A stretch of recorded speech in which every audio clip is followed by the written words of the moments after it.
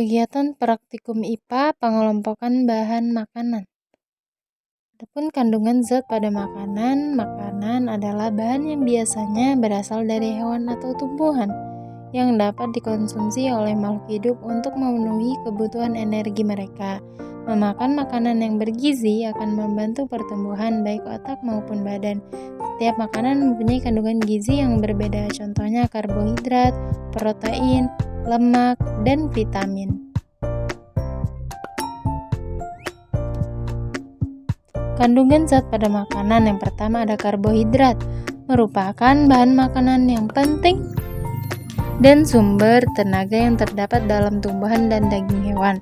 2. Protein adalah zat yang digunakan untuk tubuh untuk membantu pertumbuhan baik otak maupun tubuh seperti lauk pauk.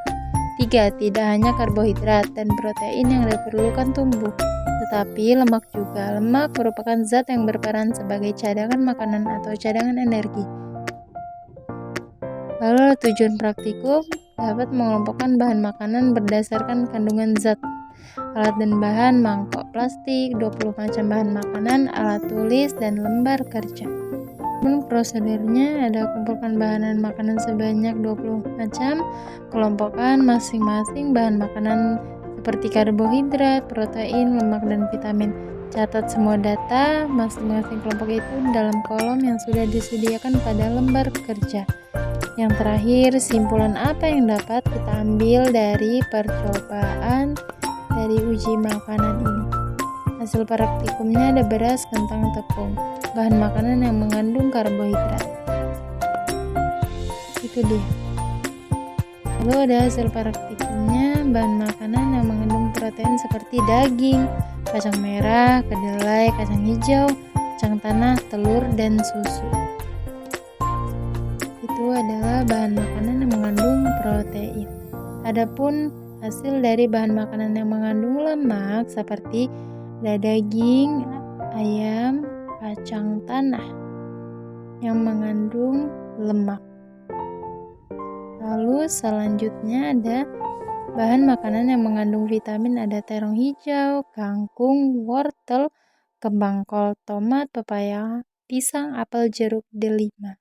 Dan itu yang mengandung vitamin.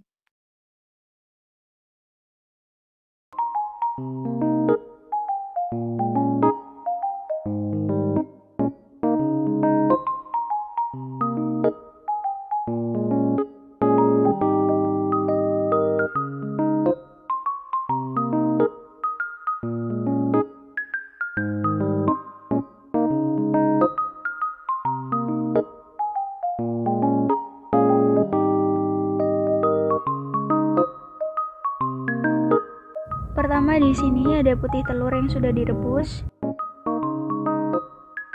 Lalu ada susu bubuk yang sudah dicairkan, diberi sedikit air. Ada nasi putih. Ada potongan kecil roti. Lalu ada kentang yang sudah direbus dan dihaluskan. Dan yang terakhir ada gula. Lalu tidak lupa ada betadin atau cairan lugol. Teteskan cairan lugol atau betadin pada bahan makanan.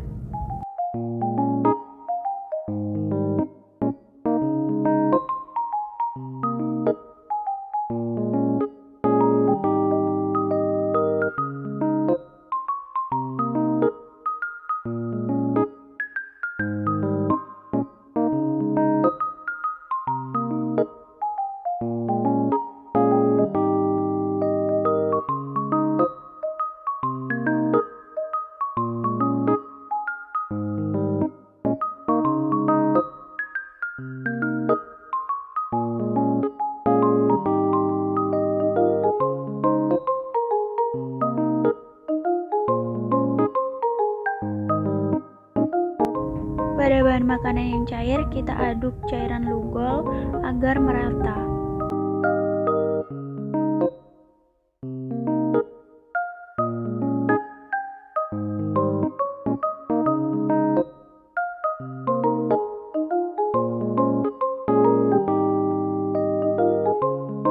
Setelah Setelah itu kita tunggu beberapa menit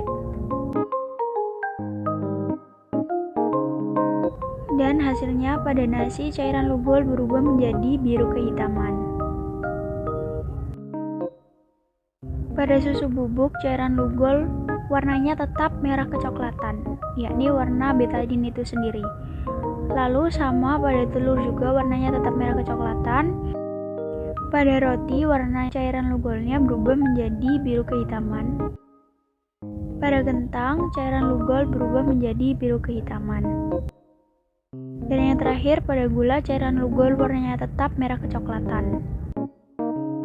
Dari data tersebut bisa saya kelompokkan menjadi nasi, roti, dan juga kentang mengandung karbohidrat, sedangkan susu bubuk, putih telur, dan juga gula tidak mengandung karbohidrat.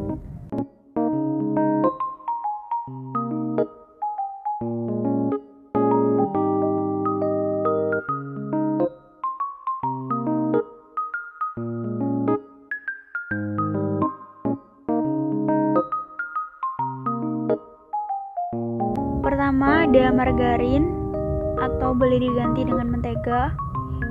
Lalu ada ketumbar yang sudah dihaluskan.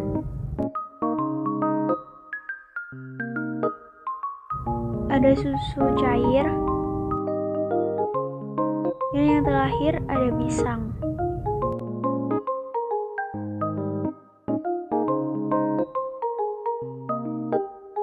Lalu tidak lupa ada kertas buram.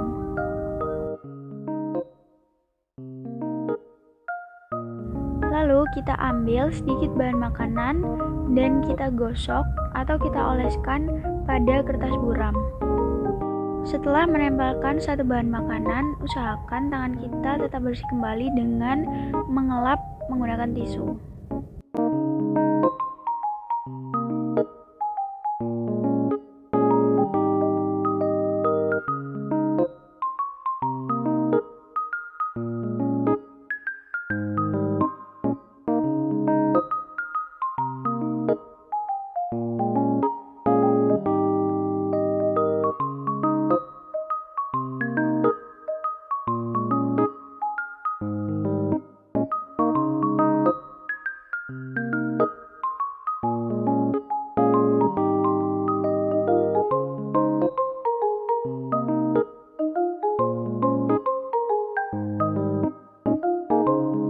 Setelah didiamkan beberapa menit, kertas buram yang diolesi mentega warnanya berubah menjadi transparan.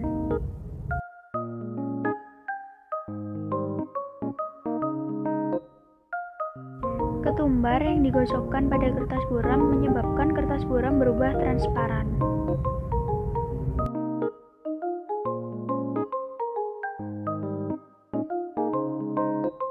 Kertas buram yang diolesi dengan susu, kertasnya tidak transparan.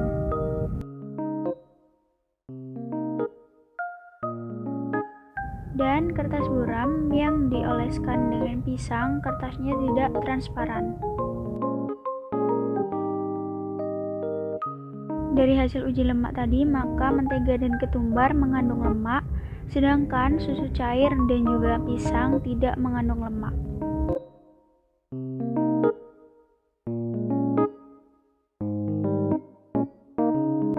Kita membutuhkan baskom yang berisi air panas, minyak,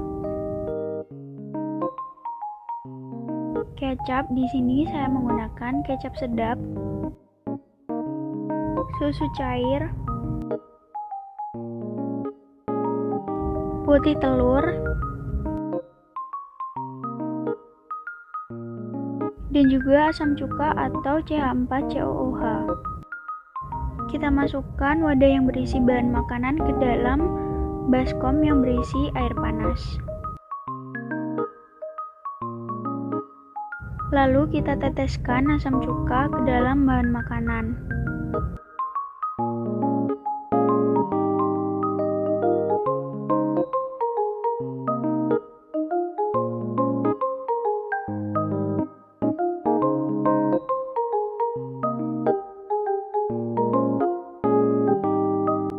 Karena airnya kurang, jadi saya tambahkan kembali air panas ke dalam baskom.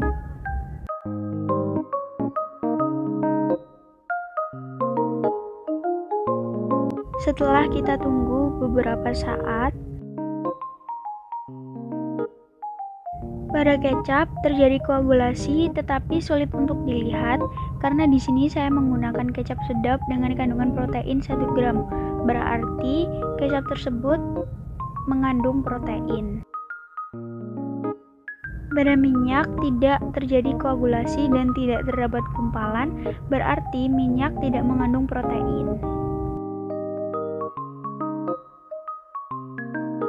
Pada putih telur terjadi koagulasi dan terdapat banyak gumpalan. Hal ini berarti putih telur mengandung protein.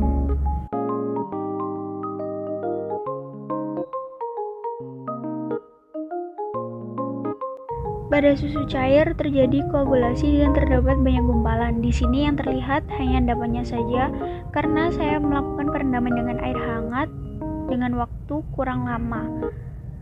Dan hal ini berarti susu cair mengandung protein.